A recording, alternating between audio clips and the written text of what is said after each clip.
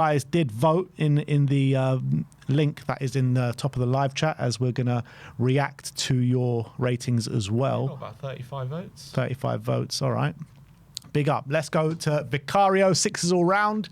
6 from you as well for Vicario. I mean, he could have had a sleeping bag last night, and he probably wouldn't have conceded a goal. Made one good save towards the end, but I thought it was more for the cameras than anything else. Yeah, right? Yeah, but that's the only save he made. There was one really nervy moment. Yeah, I was about to say, there was one moment was in the first half, wasn't it, where he got caught on the ball and he had to be forced to put it out for a throw. But other than that, quiet day for him, to be honest. Didn't have too much to do. Was there one moment, I'm trying to think, I think Adeyemi, the goalkeeper, played the young to Adeyemi. I don't think it was even Vicario who stopped that. Yeah, literally didn't have much to do in this game. It was a bit of a spectator. Yeah. Next up is Pedro Porro. 8s all round for Pedro. His best display in a long time, in my opinion, for Pedro. The energy levels, the work rate, the tenacity.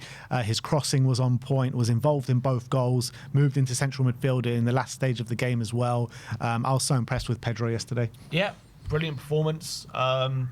I think his passing was much more on point in this game. It wasn't sloppy like it has been. I thought he actually linked up really well with Odobert. I think he played some really nice passes over the top to Odobert, running into space, which is really good. I think Odobert is starting to build a bit of a relationship with him, because I've noticed Porro do that a few times with him in recent games. So that's good. I think when he moved to centre mid, really stepped up in that scenario, given it was an unfamiliar position. I thought he did quite well, and I think he looked more comfortable than maybe you'd expect. So good performance, lots of energy. Did have a chance late in the game though, where he was through on goal and for some reason just didn't shoot, just delayed and the chance was gone. Yeah. But yeah, good performance. Cuti Romero up next, 9 from Sim, 8 from me. Yeah, I thought he was fantastic yesterday. Obviously, scores another goal this season, which I think it takes his tally to 5, is it? In 7 all goal contributions. But just goals is 5? Yeah. 6 maybe. But anyway, I thought he was a man mountain at the back. I thought his passing as well was on point, and you know he was just always an option up front. Funnily enough, right at the end of the game, we're 2-0 up, and he's the one just busting a gut to get to that back post, hoping for a ball, and the ball should have arrived, but it just didn't. What? But yeah, aerially he was dominant. On the floor as well, he was dominant. Yeah, it was a fantastic display. Yeah, when he's in this kind of form, man, he's just such a great defender to watch. He's so exciting. He's always getting stuck into those challenges. But the way we are aiming for him from set pieces and from corners, and the fact that he's getting on the end of so many, that's come with a lot of good work, I have to say, on the training ground. Fair play, because I think that's working really well. He's becoming such more and more of a threat with each passing game. We're doing things to get him that space, and he's getting he's actually creating stuff, and obviously he got another goal in this game. That's 2 games in a row now he scored. Good, nice little finish after a cutback from Odobert. And I thought defensively, really just Garassi was not even there. It was like a ghost. I didn't notice him. I think Romero just had him on lock, had their defence on lock, and he had a top performance, and really was a proper captain's performance on this occasion.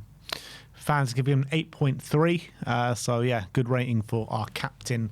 And it's mad to think about. I think 3 of our top 5 goal contributors this season are Romero, Van de Ven and Paulinho. Yeah, crazy. You just can't write it, can you? Frank Ball. Kevin Danso, Sim gives him an 8. I gave him a 9. Yeah, I thought he was absolutely imperious yesterday. Daigle kept calling him on the watch along yesterday, magnet head, and that's exactly what he was. The ball was just a magnet to his head. He was so dominant at the back. It just felt like every time the ball came over the top, he was there to relieve the pressure for Tottenham Hotspur. And I thought on the ball as well, he was a bit better than usual. Yeah, I think he was confident. I think him and Romero just had the attack on lock. I think they were so aggressive. I think Romero was marshalling the backline well, and Danso was just following instructions to a T. I think he really helped relieve the pressure a number of times with some clearances as well. And yeah, look, he did look a bit more composed on the ball on this occasion as well. I didn't think he was quite as good as Romero, but yeah, good. I thought it was a top performance. 7.6 the fans giving him, so they agree with you. He wasn't as good as Romero. Next up is Destiny Udogie, first time back from injury. Welcome back to Destiny, and I thought it was a top display. Sim gives him a 7. I gave him an 8. Again, so dominant in terms of his defensive work yesterday.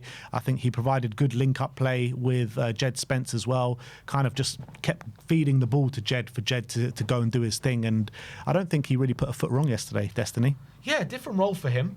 you don't really think of Udogie as a defender who doesn't cross the halfway line and just sits there and protects Spence, but that's exactly what his role was yesterday, kind of like a left centre-back / left-back hybrid kind of role for him. And I think it helped him in some aspects, but it also kind of held him back in others. I think he is at his best when he's flying forward and overlapping the winger and getting to the byline and helping him out in some aspects. But I also think it really did help him out defensively, and he wasn't getting caught out. He basically just was given that instruction not to support the attack too much and just hold the position. And it meant that Adeyemi was completely nullified and he had absolutely nothing. And Spence was given a bit of space to kind of do his own thing. He kind of didn't need Udogie to help him, to be honest. And most wingers do need that help, and maybe in a different situation we would, but on this one Spence was fine on his own, and Udogie just held the fort and was absolutely fantastic. And I think the fact as well that he's strong, he's physical, also helped him when it came to dealing with long balls as well, and that's something we haven't seen too much of him deal with when he's been at Tottenham. But yeah, it's a good performance from Udogie. Yeah. I don't know long term if I want to see him do more of that. Because I do think he's better I like him when he's like flying. I wouldn't want to take that out of his game. But I think in certain games, we should use him like this. Yeah, exactly. And he was just so dominant in his duels, wasn't he? I don't think he lost many duels yesterday. Yeah. And that's testament to how well and how aggressive he played. And first game back from injuries, sometimes you can look a bit rusty. I don't think he looked rusty at all.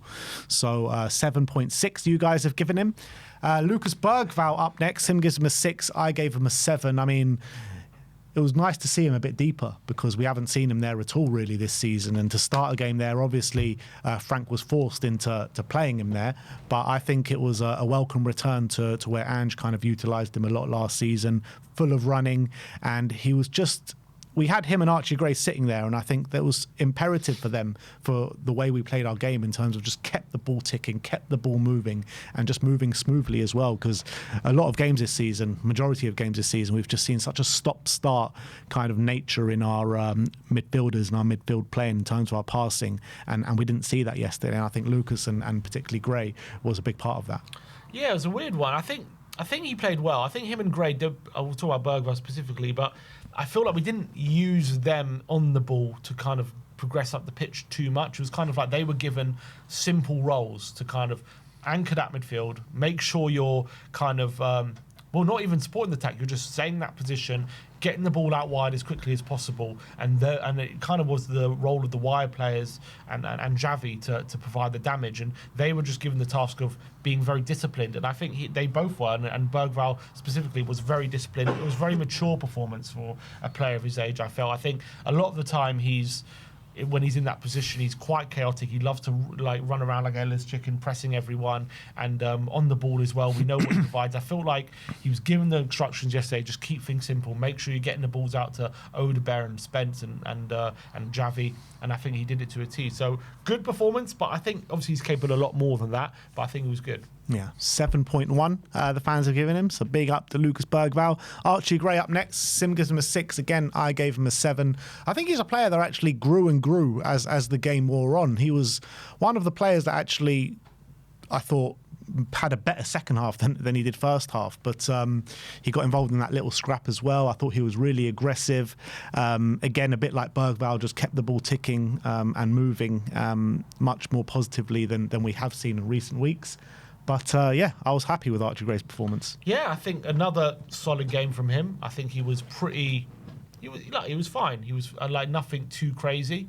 I think kept it similar to Bergvall. I think they both were very mature and kept it simple. I think he was a bit more aggressive, I felt. Yeah, for sure. But I think they were both fine. I think they were both good, but nothing spectacular. But I think that was by design. Let's move on to Xavi Simons. 9s all round for Xavi. He was my man the match. I thought everything Spurs did well all came from him. He was creative, he was aggressive, he was dropping deep, winning the ball back. His through balls were absolutely fantastic. Playing with an injury as well, you just can't fault it. Going up right until the final whistle as well. I mean, every time we had a chance in the second half, it all come from Xavi, like with those through balls to play through Muani, Porro. First half, he was completely dominant. I mean, he was the best player on the park, in my opinion. Yeah, and I felt like yesterday, when it comes to Xavi, it might be the first time we've seen him actually just run a game. I think in other games, like the Brentford game and some of the games like the Villa game where he's played well, it's been him producing moments in attack where he looks like he's got that extra spark. I felt like yesterday was one of the first times he's actually just like run a game from the middle, like set the pace and the tempo of a game, and that was really great to see. I thought they struggled to really contain him. I thought he was a really top performance, and they struggled to handle him, and he was linking up so well with Odobert as well. There was a lot of good stuff, and as well off the ball, doing his defensive duties, getting stuck in. Really good stuff from Xavi. So, yeah, really was really happy with him, and I really hope we see more performances like that from him down the line. 8.6 the fans have given him, so close to a 9, but not quite the 9.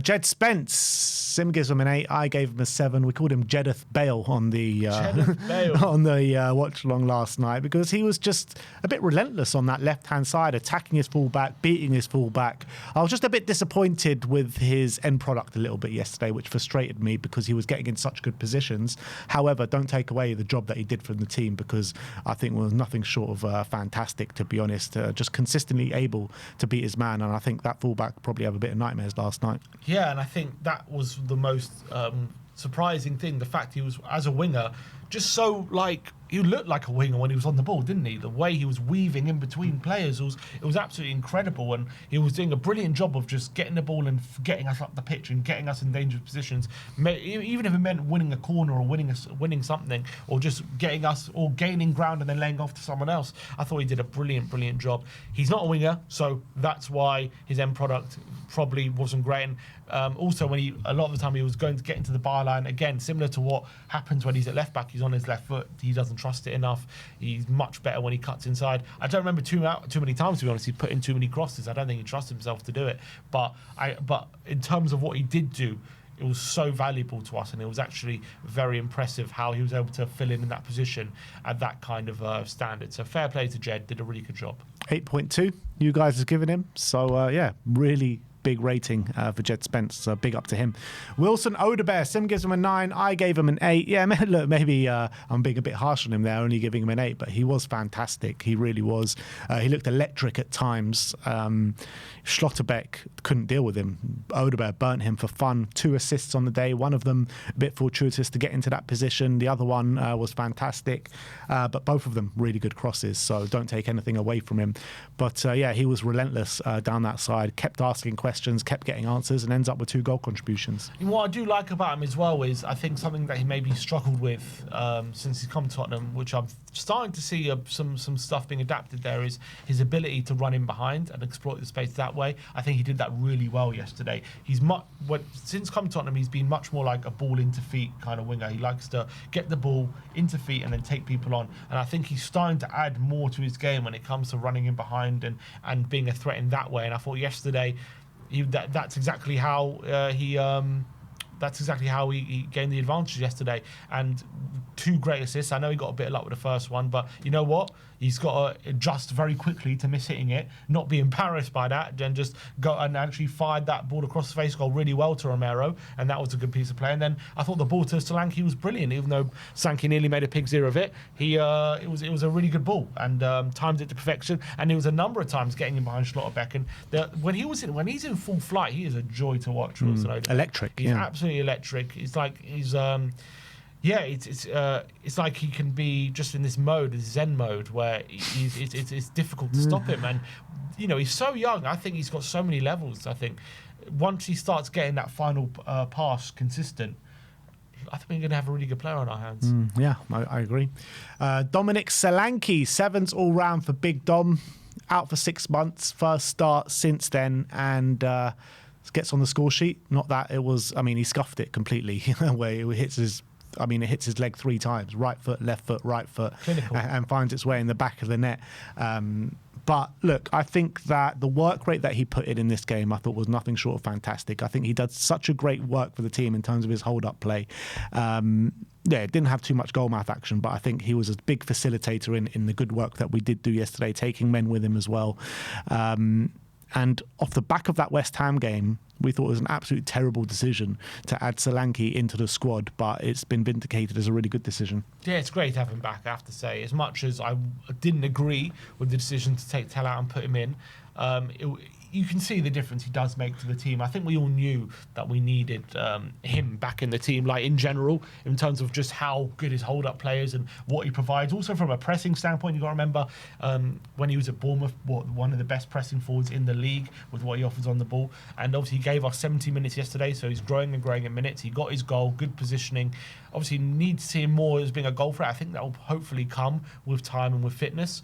But I think it was really great to see him back on the pitch. And look, it wasn't his best display by any stretch. I think he's got definitely more to give. But I think you even saw him at wherever he was, 70 or 80% yesterday. You saw what he offers. And it's something that we just don't have without him. Fans have given us 7.6, so rating him higher than what we did, I think, for the first time in this player rating show. Substitutes, Janai Byfeld, 17-year-old debutant, academy product. Sim has given him an 8. I gave him a 7. I think he just did not look out of place whatsoever. When he was about to come on and he was standing there next to, I think it was Jorgensen or Franco, one of them, and I was like, wow, this guy is an absolute unit. And I remember thinking the same thing when I was in the away end at Luton, thinking, wow, this guy is, for 17 years old, I was like, how big is this guy going to get? Like, seriously, he did not look out of place physically on that pitch whatsoever against a very good Dortmund side. Comes on in an unorthodox position for him as well, because he's a centre-back by trade, comes on at right back. And I think he handled that side really well. No complaints about him whatsoever. And I'm really excited to see what comes for Janai Byfeld. And I hope he gets some more minutes before the end of the season. Yeah, it looks like a defender with a bright future. So very excited for him. I thought he was fantastic when he came on. I think the team did everything they can to protect him, and that's fair enough. But I thought as the game wore on, as the longer he had on the pitch, they started to trust him a bit more. They started to give him the ball a bit more. He was winning duels. He was, comfortable on the ball as well. So for a youngster, 17-year-old, to play in the Champions League in such a game which had so much pressure on it for the manager and all that kind of stuff, I thought he did a great job. So fair play to him.